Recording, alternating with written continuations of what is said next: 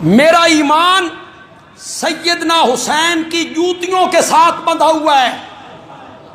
حضرت حسین کی جوتیاں میرے سر کا تاج ہیں اور ان کے پاؤں کی مٹی میری آنکھوں کا سرما ہے.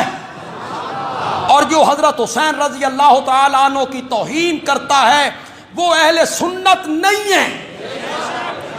وہ اپنے آپ کو اہل سنت مت کہلائے.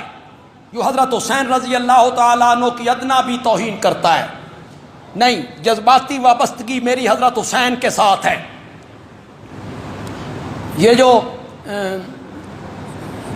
تقابل کیا حسین اور یزید، میں اس پر تعجب کرتا ہوں. یار اس کا تقابل کیوں کرتے ہیں آپ حسین اور یزید کے درمیان؟ یہ کیا تقابل ہوا؟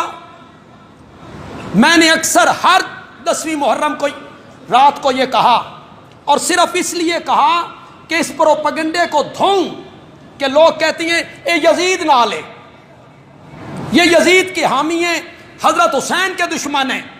اس پروپیگنڈے کو میں دھونا چاہتا ہوں. یہ ساری دھرتی اور یہ ساری زمین یزید جیسے لوگوں سے بھر جائے. حضرت حسین رضی اللہ تعالی عنہ کے قدم مبارک کے نیچے جو مٹی لگتی تھی اس کے ذروں کا بھی مقابلہ نہیں کر سکتے. نہیں کر سکتے کوئی.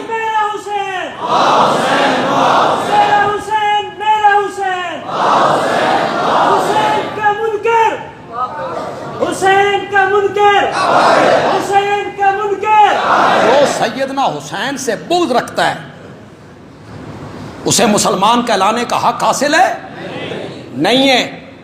اور جو کہتے حضرت حسین رضی اللہ تعالیٰ عنہ کا اقدام غلط تھا، وہ تو توہین کرنا چاہتا ہے حضرت حسین کی. میں آج بتاؤں گا کہ حضرت حسین چاہتے کیا تھے. وہ صحابی رسول ہیں اور کسی صحابی کی نیت پر شک نہیں کیا جا سکتا. نہیں کیا جا سکتا.